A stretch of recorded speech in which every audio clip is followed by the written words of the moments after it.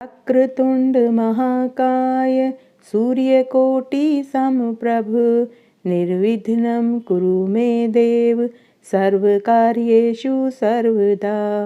वक्रतुंड महाकाय सूर्यकोटि समप्रभ निर्विघ्नं कुरु मे देव सर्वकार्येषु सर्वदा। आज मैं आपको एक सच्ची कहानी सुनाने जा रही हूँ। एक सच्ची भक्त ने अपने गुरु को भी भगवान के दर्शन करा दिए। आज मैं आपको विष्णु भगवान की एक पौराणिक कहानी सुनाने जा रही हूँ कि कैसे एक चेली की वजह से एक ढोंगी गुरु को भी भगवान विष्णु के दर्शन हुए और एक सच्ची चेली की वजह से गुरु को भी स्वर्ग का वास मिला। आइए अब हम विष्णु भगवान की एक पौराणिक कहानी सुनते हैं। एक गांव में दो विधवा पड़ोसनें रहती थी। एक का नाम सुगुनी था और दूसरी का नाम नंदनी था। सुगुनी बहुत दिखावा करती थी। सुगुनी पूजा पाठ धर्म कर्म सभी करती थी, लेकिन बहुत ढिंढोरा पीटती थी। सुगुनी ने गुरु दीक्षा ले रखी थी। दूसरी तरफ नंदनी मन की बहुत सच्ची और ईमानदार थी। रोज सुबह ब्रह्म मुहूर्त में उठती और नियम से विष्णु भगवान की पूजा करती, मंदिर जाती, बड़ पीपल सींचती, तुलसी जी की पूजा करती, सूरज भगवान को अर्घ्य देती, अपना समय भजन कीर्तन में बिताती थी। मंदिर जाते और आते समय सुगुनी को कभी नंदनी मिल जाती तो वो नंदनी को ताना मारती थी कि तू बड़ी कलंकनी है, पापिन है, तेरा मुंह देख लिया मेरा तो पूरा दिन ही खराब जाएगा। बेचारी नंदनी चुप रह जाती। इस तरह जब भी रास्ते में नंदनी मिलती तो सुगुनी उसको कड़वे वचन बोलती। तब एक दिन नंदनी ने सुगुनी से कहा कि बहन, तुम मुझे हमेशा कलंकनी और पापिन बोलती हो, जबकि किस्मत की मारी हम दोनों ही विधवा हैं। फिर मेरा मुंह देख लेने से तुम्हारा दिन किस प्रकार खराब निकलेगा, आज मुझे तुम इसकी सच्चाई बताओ। तब सुगुनी ने नंदनी से कहा कि अरे दुष्टा, अरे पापिन, तूने अभी तक गुरु दक्षिणा नहीं ली है, तेरा कल्याण कैसे होगा, तुझे स्वर्ग कैसे मिलेगा। अगर तू भी गुरु बना लेती तो तुझे भी पापों से मुक्ति मिल जाती, तेरा भी जीवन सार्थक हो जाता।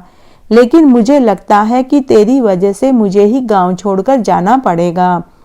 तब नंदनी बोली कि बहन, गुरु दक्षिणा कैसे लेते हैं, क्या करते हैं, मैं अज्ञानी हूँ, कुछ नहीं जानती और मुझे कोई ऐसा गुरु अभी तक मिला ही नहीं कि जिसे मैं अपना गुरु बनाऊं। इस तरह कई दिन बीत गए। तब एक दिन बैसाख का महीना आया। रोज की तरह नंदनी अपने घर के चबूतरे पर चुपचाप बैठी हुई थी। तभी उसके घर के आगे से एक ढोंगी बाबा गुजरा। तब नंदनी उस ढोंगी बाबा को देखकर पागलों की भांति उसके पीछे गई और उसे अपने घर लेकर आई और उन्हें आसन पर बैठाया, उसके चरण धोए, उसे सुंदर थाल में भोजन परोसा और वह गीत गाने लगी।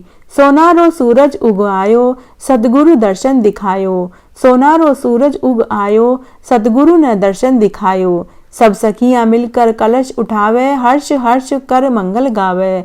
सब सखियां मिलकर कलश उठावे, हर्ष हर्ष कर मंगल गावे। इस तरह से वह भजन गाने लगी। ढोंगी बाबा समझ गया कि आज तो उसकी लॉटरी लग गई है।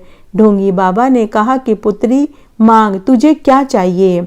तब नंदनी बोली कि महाराज, मेरी पड़ोसन रोज मुझे ताने मारती है कि मैंने गुरु दीक्षा नहीं ली है, इसलिए मैं कलंकनी और पापिन हूँ और नुगरी हूँ, मेरा मुंह देखने का धर्म नहीं है। तब ढोंगी बाबा बोला कि पुत्री, तेरी पड़ोसन सत्य कहती है, गुरु के बिना ज्ञान नहीं मिलता है, बिना गुरु के जीवन अधूरा है। बिना गुरु का मतलब है गायों के वध का पाप लगना, नरक का मुख देखना पड़ता है, 7 पीढ़ियां नरक में वास करती है, पितर दुखी होते हैं। तब नंदनी बोली, गुरुजी आप मुझे अपनी चेली बना लीजिए, आप जो कहेंगे मैं करने के लिए तैयार हूँ। तब ढोंगी बाबा ने कहा कि पुत्री, तेरे घर में मैं गुरु दीक्षा नहीं दे सकता, क्योंकि तेरा घर अपवित्र है। ऐसा कर, तू गांव के बाहर कुएं के पास जो पीपल का पेड़ है, कल तू वहां आ जाना। जितना भी घर में नकद रुपया गहना गाटा है सब कपड़े में बांध कर ले आना। मैं वहीं पर तुझे गुरु दीक्षा दूंगा। इस तरह दूसरे दिन नंदिनी गुरु के बताए अनुसार घर का सारा रुपया, गहने, कपड़े, अच्छे अच्छे कपड़े सब एक पोटली में बांध ली और गांव के बाहर कुएं के पास पीपल के पेड़ के पास पहुंच गई। ढोंगी बाबा वहां पहले से ही ध्यान मुद्रा में बैठा हुआ था। ढोंगी बाबा बीच बीच में आंखें खोल कर देखता था कि नंदिनी आई या नहीं। जैसे ही ढोंगी बाबा ने दूर से नंदिनी को एक पोटली लेकर आते हुए देखा तो उसकी खुशी का ठिकाना नहीं रहा। वो समझ गया कि उसकी चाल कामयाब हो गई है, चिड़िया जाल में फंस गई है। ढोंगी बाबा आंखें बंद करके जोर जोर से हरे कृष्ण हरे कृष्ण हरे कृष्ण बोलने लगा। भोली भाली नंदिनी जिसे वह गुरु समझ रही थी वह तो ढोंगी बाबा था। वह उसके पास गई और बोली कि गुरुजी आप मुझे गुरु दक्षिणा दीजिए। सभी रुपये गहने कपड़े ले आई हूँ, मुझे कलंकनी और पापीन होने से बचाइए, मुझे नुगरी से सुगरी बना दीजिए। तब ढोंगी बाबा ने कहा कि अगर तुझे मरने पर स्वर्ग चाहिए तो तू इस कुएं में लटक जा। मैंने रस्सी का एक कोना पत्थर से बांध दिया है, तू पानी में गले तक डूब जा। जब तक खुद भगवान तुझे बचाने न आए तब तक तू आंखें मत खोलना। जब तक मैं आंखें खोलने के लिए तुझे न कहूं, तू जो मैं मंत्र दूं तू उसे बोलते रहना। पूरे समय श्री कृष्ण बोलते रहना। बेचारी नंदिनी बोली, गुरुजी इससे क्या मेरे पाप धुल जाएंगे? क्या मुझे मरने पर स्वर्ग मिल जाएगा?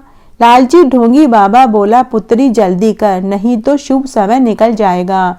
बेचारी नंदिनी रस्सी पकड़कर कुएं में गले तक पानी में लटक गई। बेचारी पूरे समय श्री कृष्ण बोलती रही। उस सुनसान कुएं पर गांव का कोई नहीं आता था। इधर ढोंगी बाबा सारे रुपये गहने की पोटली लेकर भाग गया। घर पहुंचकर उसने अपनी पत्नी को पूरी बात बताई। उसकी पत्नी सुनकर बहुत खुश हुई। उनके तो दिन बड़े मजे से बीतने लगे। उधर बैकुंठ में ब्रह्मा जी का सिंहासन डोल पड़ा। सभी देवताओं में खलबली मच गई कि कोई सती महिला मृत्यु लोक में कठोर तप कर रही है। तब नारद जी सहित सभी देवता भगवान कृष्ण के धाम में पहुंच गए और पूरी बात बताई और जाकर उनसे कहा कि हे भगवान अब आप ही देवलोक को बचा सकते हैं। तब भगवान कृष्ण और नारद जी धरती पर आए। नंदिनी से कहा कि पुत्री आंखें खोलो और कुएं से बाहर आ जाओ, हम तुम्हें बचाने आए हैं, तुम्हारे सब पाप धुल गए हैं। लेकिन नंदिनी बोली कि जब तक मेरे गुरु नहीं कहेंगे मैं कुएं से बाहर नहीं आऊंगी और गुरुजी के कहने पर ही आंखें खोलूंगी। तब नारद जी ने कहा कि हे रमाकांत, हे त्रिलोकी के नाथ, हे पीतांबरधारी, हे पुंडरीकाक्ष, यह सच्ची गुरु भक्त है। अब हमें इसके ढोंगी गुरु को ही लाना पड़ेगा। तब भगवान कृष्ण व नारद मुनि ने 2 पुलिस वालों का वेश बनाया और ढोंगी बाबा को पकड़कर लाए और कहा कि तू अपनी चेली नंदिनी को कुएं से बाहर निकालने को कहे, आंखें खोलने को कहे, साथ ही तुमने जो उसके रुपए और गहने लिए हैं वह भी वापस कर, नहीं तो तुझे जेल की हवा खानी पड़ेगी और खूब डंडे पड़ेंगे जो अलग। ढोंगी बाबा ने बचे हुए रुपए, गहने और कपड़े एक पोटली में बांधे और कुएं के पास आकर पहुंचे और डरते डरते ढोंगी बाबा ने कहा कि पुत्री तेरे सारे पाप धुल गए हैं, तू बाहर आ जा। नंदिनी बोली कि गुरुजी अगर कोई कोर कसर रह गई हो तो बता दो, मैं अभी और 2-4 दिन कुएं में रह सकती हूँ। तब ढोंगी गुरु नंदिनी से बोला कि बेटी तू पवित्र है, पुण्य है, तेरे अंदर कोई कमी नहीं है, तू बाहर आ जा। तब एक आश्चर्यजनक घटना घटित हुई। नंदिनी को तो साक्षात कृष्ण भगवान व नारद जी दिखाई देवे और ढोंगी बाबा को 2 पुलिस वाले दिखाई देवे। तब नंदिनी बोली, गुरु गोविंद दो खड़े काके लागू पाए, बलिहारी गुरु आपने गोविंद दियो मिलाए।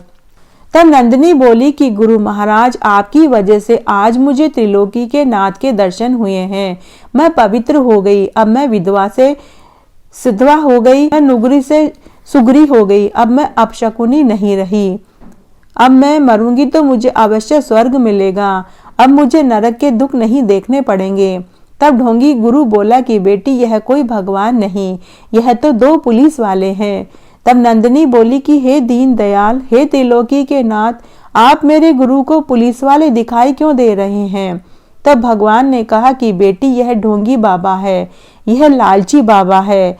इसने तेरे रुपए और गहने के लालच में तुम्हें यहाँ कुएं में मरने के लिए छोड़ दिया।